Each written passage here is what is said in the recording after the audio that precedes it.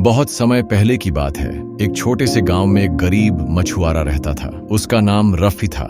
रफी बहुत ही मेहनती था, लेकिन उसकी किस्मत ने हमेशा उसका साथ नहीं दिया। रोजाना वह सुबह से शाम तक मछलियां पकड़ने की कोशिश करता, लेकिन कभी कभी उसे सिर्फ कुछ छोटी मोटी मछलियां ही मिल पाती थीं। इससे उसका गुजारा मुश्किल से हो पाता था। एक दिन जब रफी हमेशा की तरह समुद्र के किनारे मछलियां पकड़ने गया, तो उसने देखा कि आसमान में बादल छाए हुए हैं और हवा तेज चल रही है। उसने सोचा कि शायद आज उसे कुछ ज्यादा मछलियां मिल जाएंगी, क्योंकि मछलियां अक्सर ऐसे मौसम में जाल में फंस जाती हैं। उसने अपना जाल समुद्र में फेंका और कुछ देर इंतजार किया। जब उसने जाल खींचा तो उसे लगा कि जाल में कुछ भारी फंसा है। उसने सोचा कि शायद आज उसे बड़ी मछली मिल गई है, लेकिन जब उसने जाल बाहर निकाला तो उसमें एक पुराना और जंग लगा हुआ तांबे का बर्तन था। बर्तन के मुंह पर एक मोहर लगी हुई थी, जिस पर अजीब से निशान बने हुए थे। रफी ने सोचा कि शायद यह बर्तन किसी जहाज का हिस्सा होगा जो समुद्र में डूब गया होगा। उसने बर्तन को खोलने की कोशिश की, लेकिन वह बंद था। उसने पत्थर से मोहर तोड़ी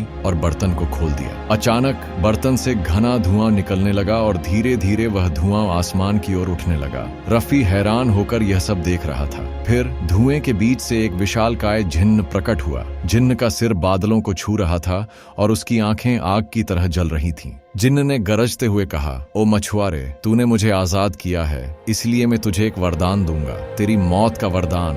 रफी बहुत डर गया, लेकिन उसने हिम्मत दिखाई और जिन्न से कहा, लेकिन मैंने तुम्हें आजाद किया है तो तुम मुझे क्यों मारोगे? क्या यही तुम्हारा आभार है? जिन्न ने कहा, सुन मछुआरे, मैं एक शक्तिशाली जिन्न हूँ। सदियों पहले मैंने एक बहुत बड़ा अपराध किया था, जिसके लिए एक जादूगर ने मुझे इस बर्तन में कैद कर दिया। मैंने प्रतिज्ञा की थी कि जो भी मुझे आजाद करेगा मैं उसे मार डालूंगा, इसलिए तुझे मरना होगा। रफी ने सोचा कि अगर वह जिन्न से लड़ेगा तो वह उसे हरा नहीं पाएगा, इसलिए उसने चालाकी से काम लेने का फैसला किया। उसने जिन्न से कहा, मुझे विश्वास नहीं होता कि तुम इतने बड़े जिन्न इस छोटे से बर्तन में समा सकते हो। क्या तुम साबित कर सकते हो कि तुम वाकई उसमें थे? जिन्न, जो अपनी शक्ति दिखाने के लिए उत्सुक था, मुस्कुराया और कहा, तू सोचता है कि मैं झूठ बोल रहा हूँ? देख, मैं तुझे दिखाता हूँ। जिन्न फिर से धुआं बनकर बर्तन में समा गया। जैसे ही वह पूरी तरह से बर्तन में चला गया, रफी ने तेजी से बर्तन का ढक्कन बंद कर दिया और उस पर मोहर लगा दी। जिन्न ने बर्तन से चिल्लाते हुए कहा,